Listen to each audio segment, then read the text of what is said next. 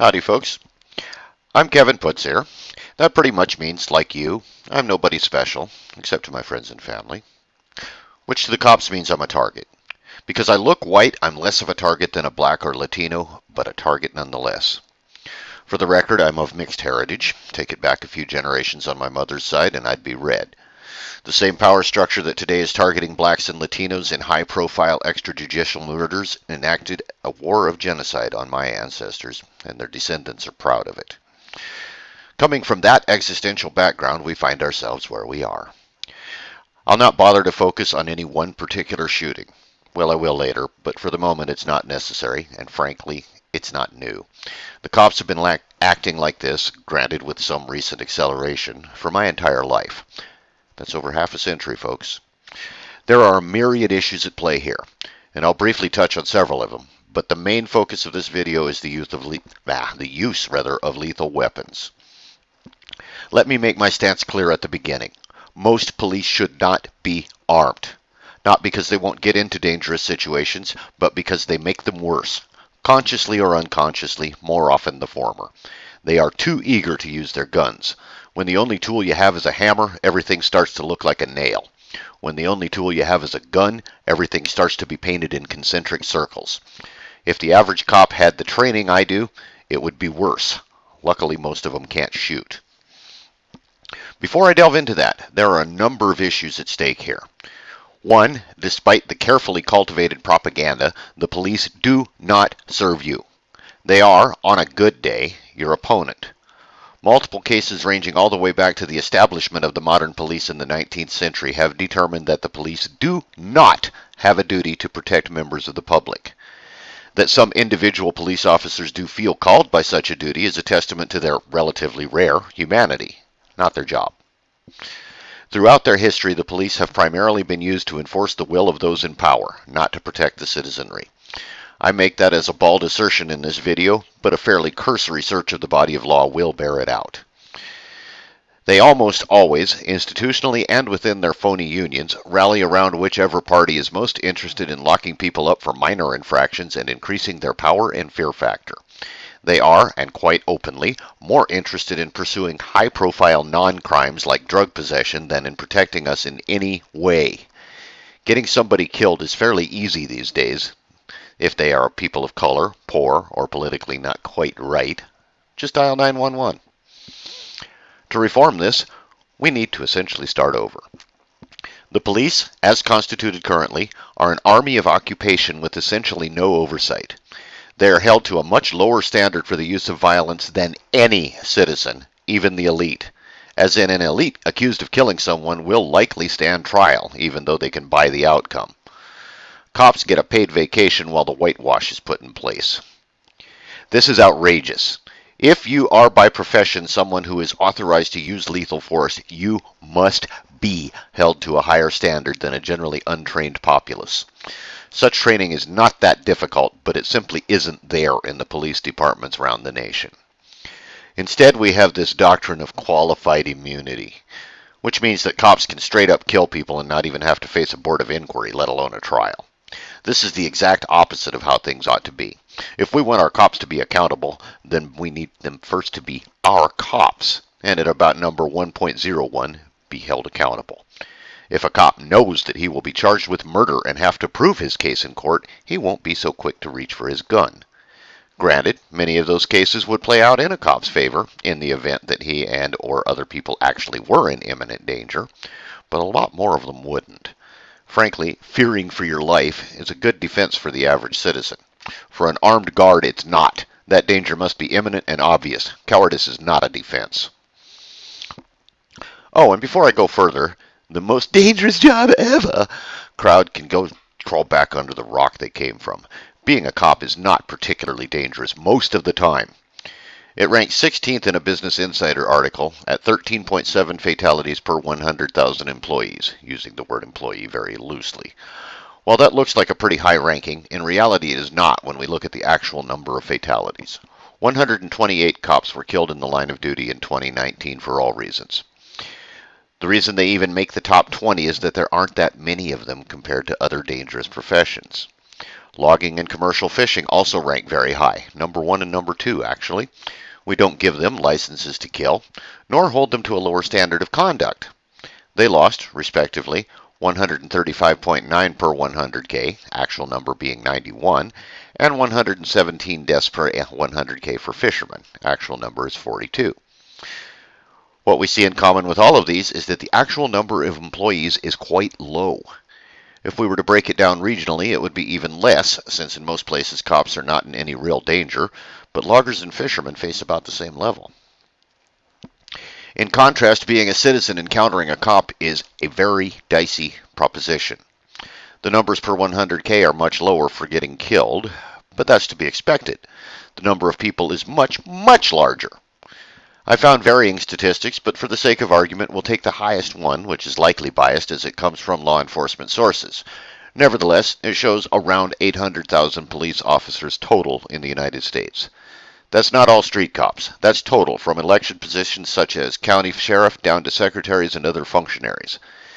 Extrapolating from that, again, hard data are difficult to find, but in 2019, somewhere between 1,004 and 1,098 people were shot and killed by police.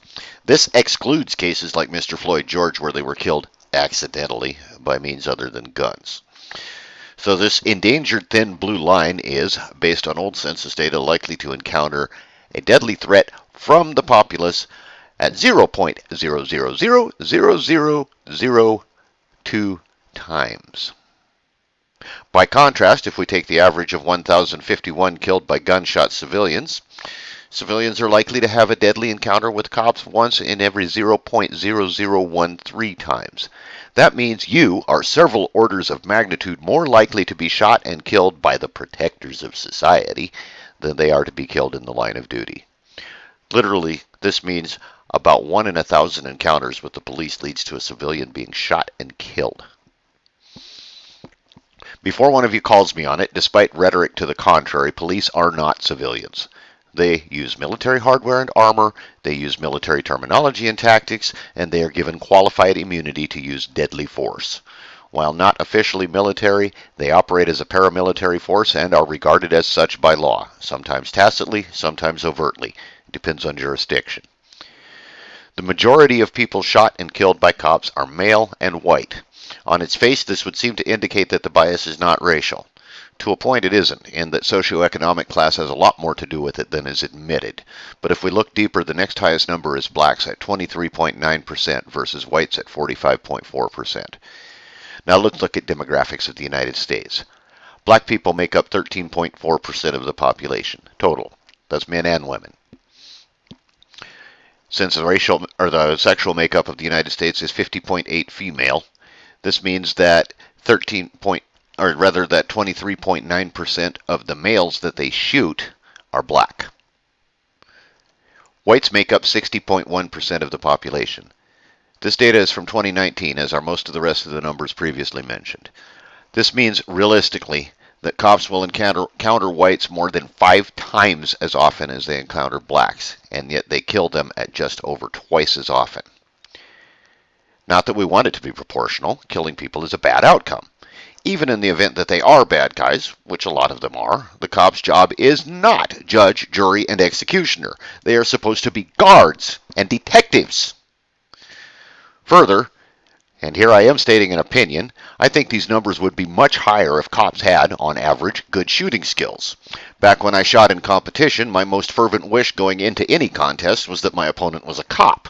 Invariably, they were arrogant, self-assured, and about as accurate as a 20-day weather forecast on day 20. They could handle their weapons, they knew which end shot, but that's about it. Range qualified, at least back then, meant that they could put 6 shots through the center of a mass on a silhouette target at 50 feet in 1 minute. Most competent pistol shooters can do that multiple times in 1 minute, and if you're relatively well skilled, they won't just be through the center of mass. Back then, I could shoot a 1-inch group at that range in about 5 seconds from holstered, and I was not anything exceptional in competition. I was good, but not great. I found that out rather quickly when I moved from local to regional competition, where I was quickly eliminated. But compared to what is expected of cops, I was fantastic. Now, I haven't fired a gun in over a decade, so I doubt my skills are so impressive now. I still would readily bet money on target shooting against a cop. This is part of the problem.